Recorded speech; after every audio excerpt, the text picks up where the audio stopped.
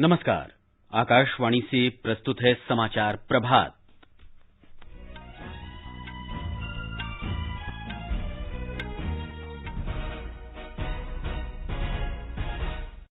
प्रधानमंत्री नरेंद्र मोदी ने कहा, गणतंत्र दिवस परेड भारत की महान सामाजिक सांस्कृतिक विरासत और सामरिक शक्ति के प्रति श्रद्धांजलि। प्रधानमंत्री आज राष्ट्रीय बाल पुरस्कार विजेताओं से बातचीत करेंगे। राष्ट्रपति रामनाथ कोविंद 72वें गणतंत्र दिवस की पूर्व संध्या पर आज शाम राष्ट्र को संबोधित करेंगे। पूरे देश में आज राष्ट्रीय मतदाता दिवस मनाया जा रहा है। नेपाल के प्रधानमंत्री केपी शर्मा ओली को संसद भंग करने पर सत्तारूढ़ कम्युनिस्ट पार्टी से निष्कासित किया गया और एलॉन मस्क की अंतरिक्ष एजेंसी स्पेस एक्स ने एक ही रॉकेट से 143 उपग्रह प्रक्षेपित करने का नया विश्व रिकॉर्ड बनाया।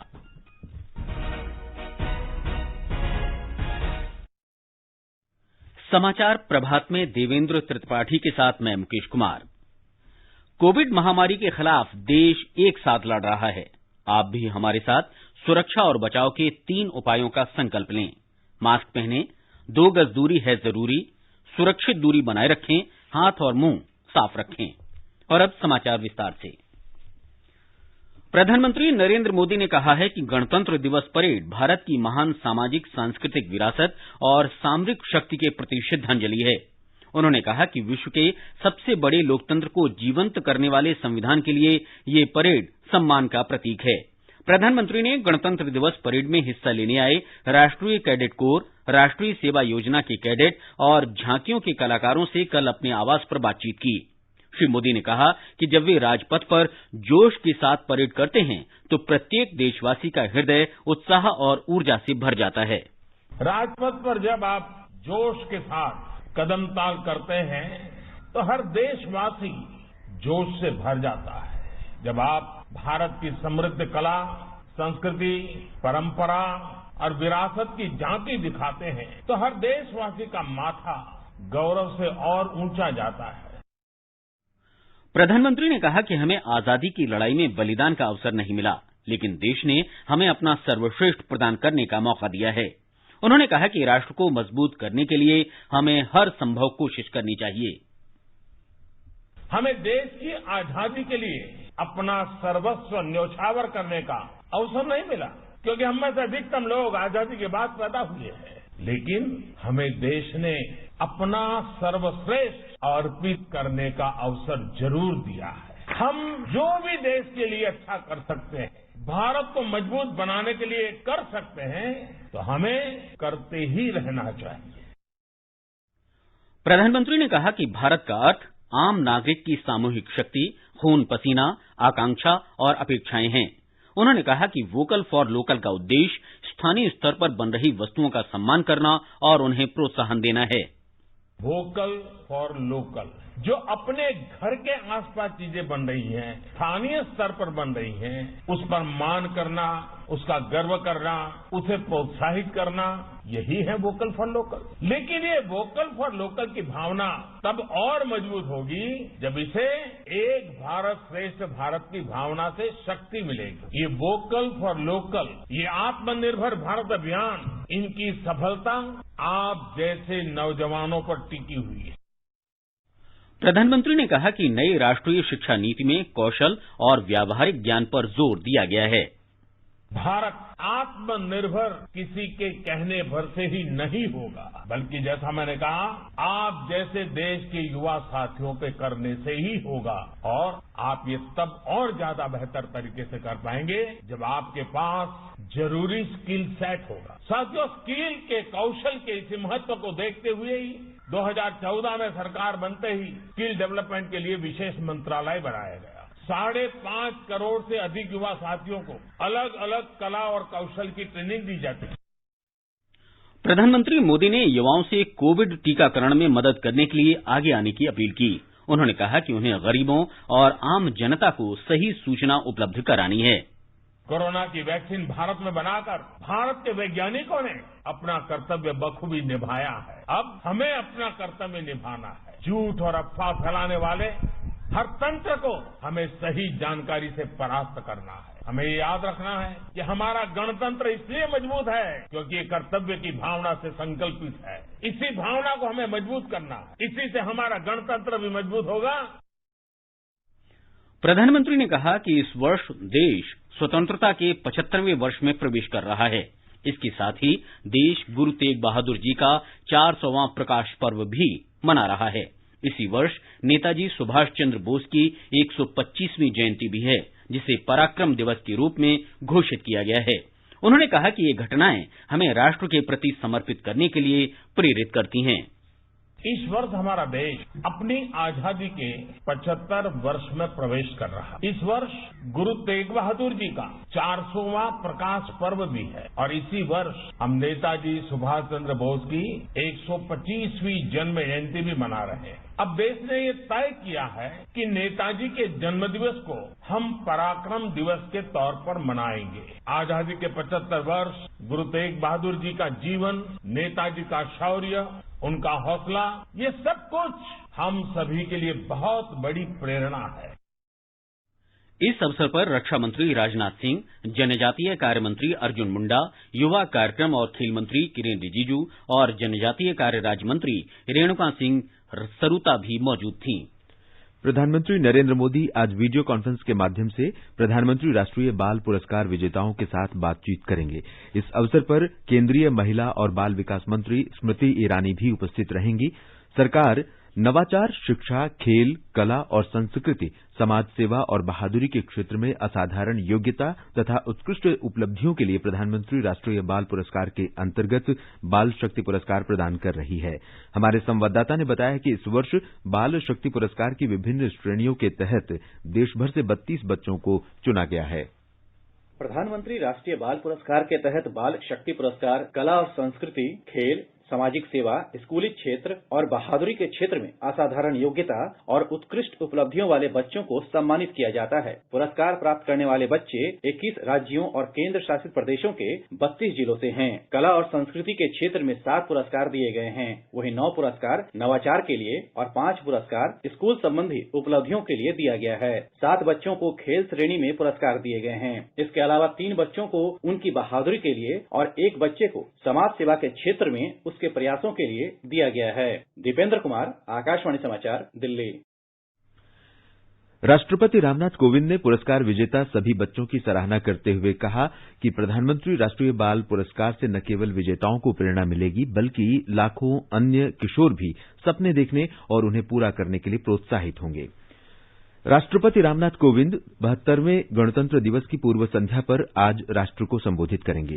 राष्ट्रपति का संबोधन शाम 7 बजे से आकाशवाणी के समूचे नेटवर्क और दूरदर्शन के सभी चैनलों से हिंदी और अंग्रेजी में प्रसारित किया जाएगा। राष्ट्रपति के संबोधन के तुरंत बाद दूरदर्शन के क्षेत्रीय चैनलों से प्रादेशिक भाषाओं में इसका प्रसारण होगा। आकाशवाणी से क्षेत्रीय नेटवर्क पर प्रादेशिक भाषाओं में राष्ट्रपति के संबोधन का प्रसारण रात 9:30 बजे से किया जाएगा। गणतंत्र दिवस परेड में राजपथ पर पहली बार लद्दाख की झांकी भी देखने को मिलेगी। इसमें ऐतिहासिक थिक्से बौद्ध मठ को दर्शाया गया है। गणतंत्र दिवस की झांकी में लेह के पास हनले में स्थित भारतीय वेधशाला भी प्रदर्शित की जाएगी। इस वर्ष राजपथ पर गणतंत्र दिवस की परेड में 17 राज्य और केंद्र शासित प्रदेशों को प्रतिनिधित्व का अवसर मिलेगा। गणतंत्र दिवस पर सुरक्षा कारणों से दिल्ली में कल मेट्रो रेल सेवा में थोड़ी देर के लिए बदलाव किया गया है। दिल्ली मेट्रो के अनुसार हुडा सिटी सेंटर समयपुर बादली येलो लाइन 2 पर आंशिक रूप से मेट्रो सेवा प्रभावित रहेगी। 26 जनवरी को इस मार्ग पर केंद्रीय सचिवालय और उद्योग भवन मेट्रो स्टेशन दोपहर 12 बजे तक बंद रहेंगे और प्रवेश और निकास की सुविधा नहीं होगी। केंद्रीय सचिवालय मेट्रो स्टेशन का इस्तेमाल यात्री केवल इंटरचेंज के लिए कर सकेंगे। वहीं पटेल चौक और लोक कल्याण मार्ग मेट्रो स्टेशन प्रवेश और निकास के लिए सुबह 8:45 बजे से लेकर दोपहर 12 बजे तक बंद रहेगा। देश भर में आज राष्ट्रीय मतदाता दिवस मनाया जा रहा है। इसका उद्देश्य अधिक से अधिक संख्या में मतदाताओं को मतदाता सूची में नामांकन के लिए प्रेरित करना है। भारत के निर्वाचन आयोग की स्थापना के उपलक्ष्य में हर साल 25 जनवरी को देश भर में राष्ट्रीय मतदाता दिवस मनाया जाता है। राष्ट्रपति रामनाथ कोविंद आज नई दिल्ली में आयोजित राष्ट्रीय समारोह में मुख्य अतिथि होंगे। एक रिपोर्ट।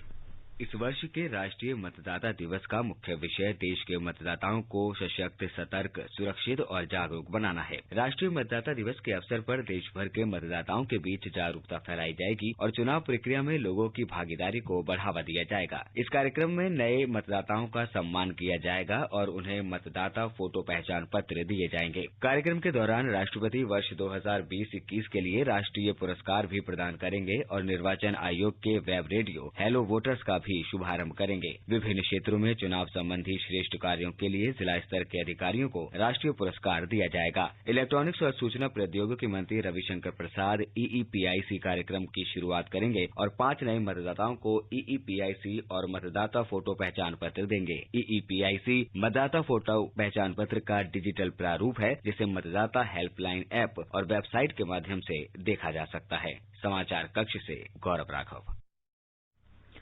केंद्रीय गृह मंत्री और भारतीय जनता पार्टी के वरिष्ठ नेता अमित शाह ने कहा है कि केवल भारतीय जनता पार्टी की सरकार असम में घुसपैठ रोकेगी। उन्होंने कहा कि नरेंद्र मोदी सरकार में घुसपैठ के खिलाफ सख्त कदम उठाने का साहस है। श्री शाह ने कल नलबाड़ी में पार्टी की एक जनसभा में कहा कि कांग्रेस असम के लोगों को केवल बांटती है। श्री शाह ने कहा कि मोदी सरकार के नेतृत्व में असम ने विकास और शांति की दिशा में कदम बढ़ाए हैं। उन्होंने कहा कि सोनोवाल सरकार ने गैंडों का शिकार रोका है और काजीरंगा राष्ट्रीय पार्क को अतिक्रमण से मुक्त किया है। उन्होंने आश्वासन दिया कि आने वाले दिनों में भारतीय जनता पार्टी सरकार असम को बाढ़ मुक्त बनाएगी। मुख्यमंत्री सर्बानंद सोनोवाल ने कहा कि भारतीय जनता पार्टी राज्य में फिर से सरकार बनाएगी। उन्होंने कहा कि भारतीय जनता पार्टी की सरकार असम के लोगों की बेहतरी के लिए प्रतिबद्ध है। श्री शाह ने कहा है कि प्रधानमंत्री नरेंद्र मोदी के प्रयासों से बोडोलैंड प्रादेशिक क्षेत्र BTR में विकास और शांति के नए युग की शुरुआत हुई है। असम के कोकराझार में पहले बोडोलैंड प्रादेशिक क्षेत्र समझौता दिवस के उद्घाटन समारोह में गृहमंत्री ने कहा कि एक समय था जब ये क्षेत्र आतंकवाद और खून खराबे के लिए जाना जाता था, लेकिन अब ये राज्य का सबसे विकसित क्षेत्र बन चुका है। बोडो शांति समझौते ने प्रधानमंत्री जी ने एक निर्देश दिया कि पूरे उत्तर पूर्व में जहां जहां अशांति है, इंसर्जेंसी है, सभी लोगों के वार्ता करिए और उनके साथ शांति का रास्ता प्रशस्त करिए। आपका चुनाव भी समाप्त हो गया है और शांति के एक नए युग की शुरुआत हुई। सालों से चली आई समस्या जिसने 5000 से ज्यादा लोगों की जान ली, मोदी जी के इनिशिएटिव के कारण आज ये समस्या शांत हो गई है और आने वाले अनेक सालों तक ये हमारा बोडो क्षेत्र विकास के रास्ते पर आगे चल पड़ेगा। हिमाचल प्रदेश राज्य स्थापना की आज स्वर्ण जयंती मना रहा है। हमारे संवाददाता ने बताया है कि 1971 में आज ही के दिन हिमाचल प्रदेश भारत का 18वां राज्य बना था। हिमाचल प्रदेश के पूर्ण राज्यत्व दिवस के 50 वर्ष पूरा होने पर राज्य सरकार स्वर्णिम हिमाचल समारोह मना रही है। शिमला के ऐतिहासिक रिज मैदान पर होने वाले राज्य स्तरीय समारोह के लिए शहर में सुरक्षा के पुख्ता प्रबंध किए गए हैं। इस समारोह का वर्चुअल माध्यम से सभी जिला मुख्यालयों व उपमंडलों में प्रसारण किया जाएगा। राज्य स्तरीय समारोह से पहले जिला मुख्यालयों और उपमंडल स्तर पर स्वर्ण जयंती समारोह से जुड़े कार्यक्रमों का आयोजन किया जाएगा। शिमला में होने वाले कार्यक्रम को केंद्रीय गृह मंत्री अमित शाह वर्चुअली संबोधित करेंगे। समारोह में भाजपा अध्यक्ष जगत प्रकाश नड्डा और केंद्रीय वित्त राज्य मंत्री अनुराग ठाकुर भी शिरकत करेंगे। इस अवसर पर एक विशेष डाक टिकट भी जारी किया जाएगा। हिमाचल प्रदेश के पूर्ण राज्यत्व के 50 वर्ष पूरा होने के अवसर पर सरकार द्वारा वर्ष भर 51 बड़े कार्यक्रम भी आयोजित किए जाएंगे। संजीव सुंदरियाल, आकाशवाणी समाचार, शिमला। केंद्र सरकार महत्वाकांक्षी योजना बेटी बचाओ बेटी पढ़ाओ के अंतर्गत बालिकाओं में शिक्षा का स्तर बढ़ाने के लिए प्रतिबद्ध है। शिक्षा मंत्रालय ने समग्र शिक्षा कार्यक्रम की शुरुआत की है, जो विभिन्न स्तरों पर बालिका शिक्षा प्रक्रिया में हस्तक्षेप कर रहा है। इसके अलावा देश में शैक्षिक रूप से पिछड़े विभिन्न हिस्सों में कस्तूरबा गांधी बालिका विद्यालयों को मंजूरी दी गई है। केंद्र ने माध्यमिक शिक्षा में व्यावसायिक पाठ्यक्रमों को मदद दी है, जिससे बालिकाओं को अपनी पसंद का पाठ्यक्रम चुनने का अवसर मिला है। ब्यौरा हमारे संवाददाता से। राष्ट्रपिता महात्मा गांधी ने कहा था कि यदि आप किसी पुरुष को शिक्षित करते हैं तो आप सिर्फ उसे ही शिक्षित करते हैं, लेकिन यदि आप किसी स्त्री को शिक्षित करते हैं तो आप एक पूरी पीढ़ी को शिक्षित करते हैं। प्रधानमंत्री के रूप में शपथ लेने के तुरंत बाद से ही नरेंद्र मोदी और केंद्र की उनकी सरकार ने देश की बेटियों की शिक्षा और सुरक्षा को अपनी प्राथमिकताओं में शामिल करते हुए सामाजिक अभियान बेटी बचाओ बेटी पढ़ाओ का शुभारंभ किया। इसके अंतर्गत देश में बालिकाओं बालिकाओं को शिक्षित और आत्मनिर्भर बनाने की ओर अभूतपूर्व कदम उठाए गए। समग्र शिक्षा कार्यक्रम के तहत देश में 6 लाख से अधिक लड़कियों का सफलतापूर्वक नामांकन 5,700 से भी अधिक नव स्वीकृत कस्तूरबा गांधी बालिका विद्यालयों में कराया जा चुका है। इसी कड़ी में केंद्र ने पड़ोस में स्कूलों को खोलने, स्कूलों में लड़कियों के लिए अलग शौचालयों की व्यवस्था, आत्मरक्षा प्रशिक्षण का प्रावधान और कक्षा 8 तक की लड़कियों को मुफ्त पाठ्य पुस्तकें उपलब्ध कराने सहित विभिन्न अन्य पहलों का आगाज किया। 2020 की राष्ट्रीय शिक्षा नीति द्वारा लाए गए ऐतिहासिक सुधारों में भी बालिकाओं के विकास को लक्षित करने वाले जेंडर इंक्लूजन फंड के गठन का प्रस्ताव रखा गया है। इस फंड के इस्तेमाल से स्कूली शिक्षा में लड़कियों के 100% नामांकन को सुनिश्चित करने के साथ ही उच्च शिक्षा में उनकी भागीदारी को भी बढ़ावा दिया जाएगा। आनंद चतुर्वेदी, आकाशवाणी समाचार, दिल्ली। केंद्र सरकार ने कोविड महामारी के कारण उत्तराखंड के हरिद्वार में होने वाले कुंभ मेले के लिए दिशा निर्देश जारी किए हैं। मेले में शामिल होने के इच्छुक सभी श्रद्धालुओं को उत्तराखंड सरकार के पास अपना नामांकन करवाना होगा। सभी श्रद्धालुओं को अपने राज्य के जिला अस्पताल या चिकित्सा कॉलेज या सामुदायिक स्वास्थ्य केंद्र से चिकित्सा प्रमाण पत्र लेना अनिवार्य होगा। एक रिपोर्ट।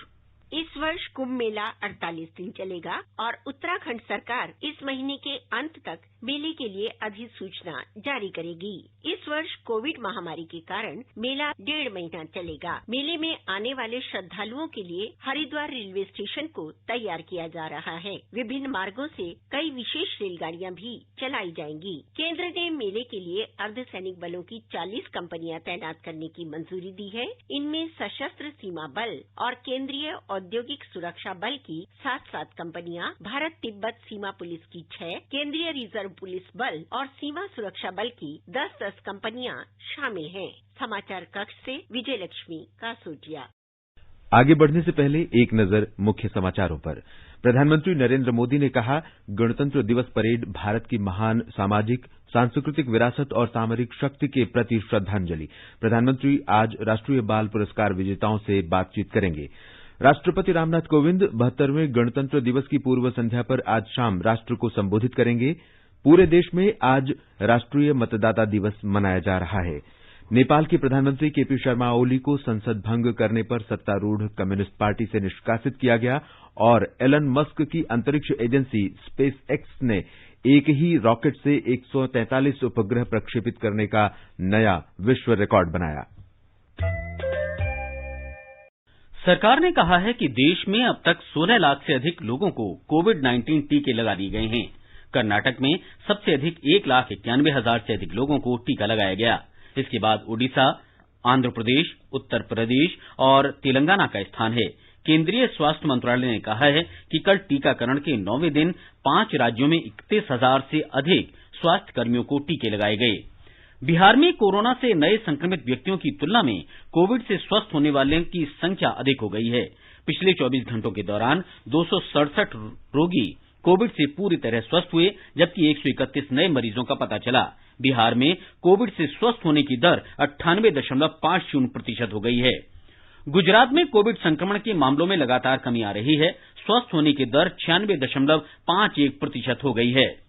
गुजरात में पिछले 24 घंटों में कोविड-19 संक्रमण के 410 नए मामले सामने आए। राज्य में अब तक संक्रमण के 2,59,097 मामले सामने आ चुके हैं, जिसमें से 2,50,056 मरीज ठीक हो चुके हैं। कल 704 मरीजों के ठीक होने के साथ अस्पतालों से छुट्टी दी गई। संक्रमण के 92 नए मामले अहमदाबाद में दर्ज हुए, जबकि सूरत में 85 नए मामले सामने आए। राज्य में इस वक्त 4,960 सक्रिय मामले हैं, जिसमें से 48 मरीजों को वेंटिलेटर पर रखा गया है। कल एक मरीज की मृत्यु के साथ राज्य में कोविड-19 से जान गंवाने वाले मरीजों की संख्या 4,376 हो गई है। योगेश पंड्या, आकाशवाणी समाचार, अहमदाबाद।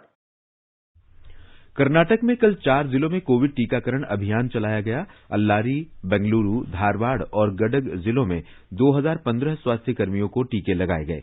इस बीच राज्य में कल 573 लोगों में कोविड संक्रमण की पुष्टि हुई।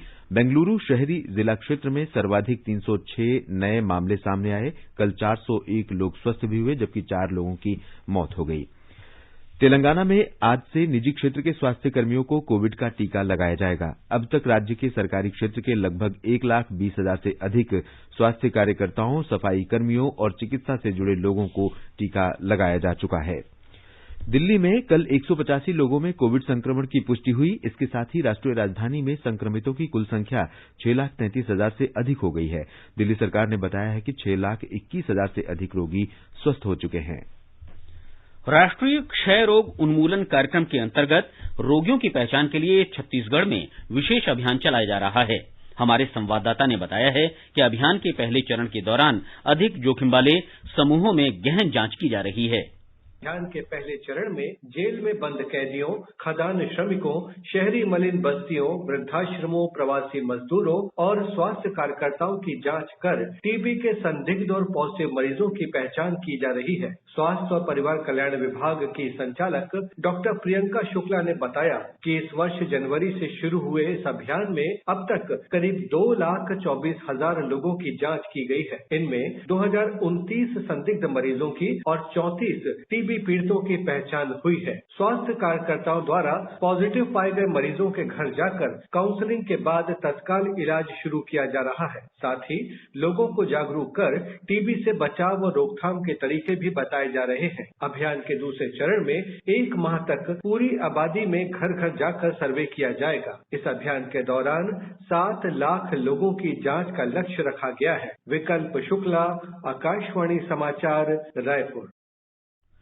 उत्तर प्रदेश सरकार विभिन्न प्रतियोगी परीक्षाओं की तैयारी कर रहे विद्यार्थियों को निःशुल्क कोचिंग उपलब्ध कराएगी।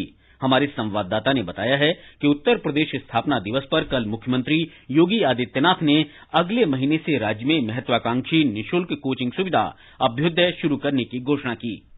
अभ्युदय के ऐलान के साथ ही मुख्यमंत्री योगी आदित्यनाथ ने अपना वो वादा पूरा किया जो उन्होंने पिछले साल तब किया था जब लॉकडाउन और कोरोना की वजह से हजारों छात्र राजस्थान के कोटा और प्रयागराज में फंस गए थे। तब मुख्यमंत्री ने भरोसा दिलाया था कि भविष्य में उत्तर प्रदेश के किसी भी छात्र को प्रतियोगी परीक्षाओं की तैयारी के लिए दूसरे राज्यों में नहीं जाना पड़ेगा। अभ्युदय कोचिंग संस्थान बसंत पंचमी से शुरू होंगे। पहले चरण में राज्य के 18 मंडल मुख्यालयों पर ये संस्थान शुरू होंगे, जहां कोचिंग वर्चुअली और सामान्य कक्षाओं के माध्यम से दी जाएगी। वहीं विभिन्न सरकारी अधिकारी भी विषय के विशेषज्ञ के तौर पर अपनी सेवाएं देंगे। अभ्युदय की कक्षाओं के लिए राजकीय विद्यालयों, महाविद्यालयों और विश्वविद्यालयों के आधारभूत ढांचे का इस्तेमाल किया जाएगा। सुशील चंद्र तिवारी, आकाशवाणी समाचार, लखनऊ। नेपाल के प्रधानमंत्री केपी शर्मा ओली को संसद भंग करने के उनके फैसले को लेकर सत्तारूढ़ कम्युनिस्ट पार्टी से निष्कासित कर दिया गया है। पार्टी की केंद्रीय समिति ने कल एक बैठक में ओली को पार्टी से निकालने का फैसला किया।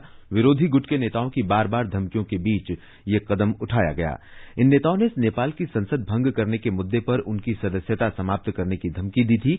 विरोधी गुट के प्रवक्ता नारायण काजी श्रेष्ठ ने कहा कि पार्टी के नेता ओली के निष्कासन के बाद उनके खिलाफ आगे की कार्रवाई पर विचार कर रहे हैं।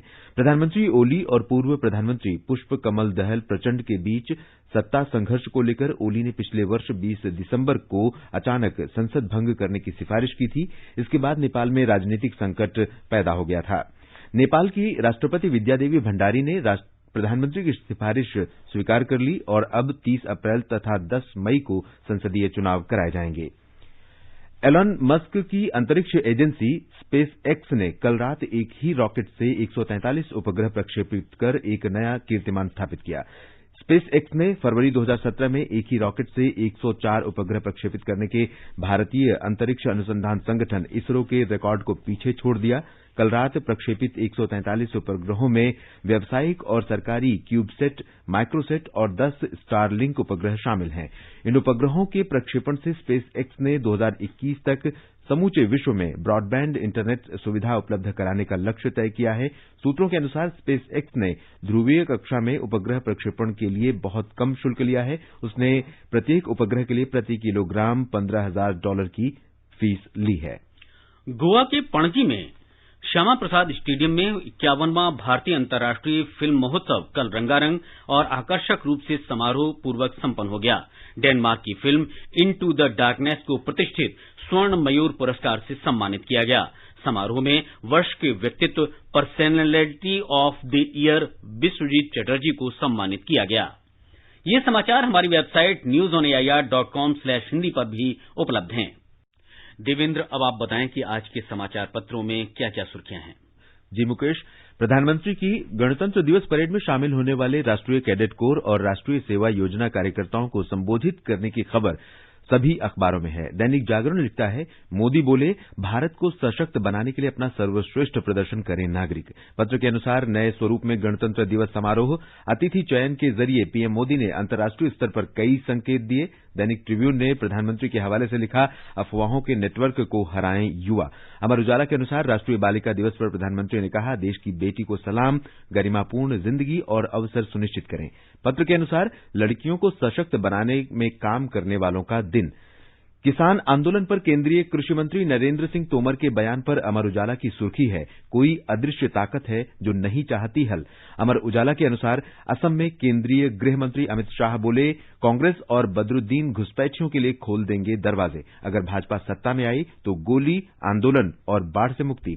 भारत और चीन के बीच कमांडर स्तर की 9वें दौर की वार्ता की खबर पर हिंदुस्तान ने 2 टूक शीर्षक से लिखा है, चीन एलएसी पर मई से पहले की स्थिति बहाल करे। जनसत्ता की सुर्खी है, सैनिकों को हटाने की प्रक्रिया आगे बढ़ाएंगे भारत चीन। पत्र के अनुसार वार्ता में सैनिकों को पीछे हटाने के फॉर्मूले पर व्यापक चर्चा। नवभारत टाइम्स के अनुसार भारत में 6 दिन में 10 लाख लोगों को कोविड का टीका, अमेरिका ब्रिटेन पीछे। हिंदुस्तान कामयाबी शीर्षक से लिखता है, पहले चरण में अब तक देश में 16 लाख से ज्यादा लोगों को टीका लगाया गया। नवभारत टाइम्स के मुताबिक हरिद्वार कुंभ मेले के लिए केंद्र ने जारी की गाइडलाइंस, कोरोना रिपोर्ट नेगेटिव होने पर ही कुंभ में एंट्री, टीका ले चुके कर्मचारी ही कर सकेंगे ड्यूटी। दैनिक भास्कर ने खास खबर में लिखा है, राष्ट्रीय बालिका दिवस पर उत्तराखंड में हुई अनूठी पहल, 6 घंटे के लिए सीएम बनी सृष्टि, अफसरों को जर्जर पुल के लिए चेताया और विपक्ष का भी डटकर किया सामना। दैनिक जागरण लिखता है, उत्तर प्रदेश में अब प्रतियोगी छात्रों को मिलेगी निःशुल्क कोचिंग। पत्र के अनुसार योगी सरकार का हर मंडल मुख्यालय पर अभ्युदय नाम से निःशुल्क कोचिंग शुरू करने का फैसला। और मौसम की मार शीर्षक से जनसत्ता का कहना है, बारिश बर्फबारी से उत्तर भारत में लौटी सर्दी। पत्र के अनुसार उत्तरी राज्यों में आज और गिरेगा तापमान, कई इलाकों में चलेगी शीतलहर। अंत में मुख्य समाचार एक बार फिर। प्रधानमंत्री नरेंद्र मोदी ने कहा, गणतंत्र दिवस परेड भारत की महान सामाजिक सांस्कृतिक विरासत और सामरिक शक्ति के प्रति श्रद्धांजलि। प्रधानमंत्री आज राष्ट्रीय बाल पुरस्कार विजेताओं से बातचीत करेंगे। राष्ट्रपति रामनाथ कोविंद 72वें गणतंत्र दिवस की पूर्व संध्या पर आज शाम राष्ट्र को संबोधित करेंगे। पूरे देश में आज राष्ट्रीय मतदाता दिवस मनाया जा रहा है। नेपाल के प्रधानमंत्री केपी शर्मा ओली को संसद भंग करने पर सत्तारूढ़ कम्युनिस्ट पार्टी से निष्कासित किया गया। और एलॉन मस्क की अंतरिक्ष एजेंसी स्पेस एक्स ने एक ही रॉकेट से 143 उपग्रह प्रक्षेपित करने का नया विश्व रिकॉर्ड बनाया। इसके साथ ही समाचार प्रभात का ये अंक समाप्त हुआ। नमस्कार।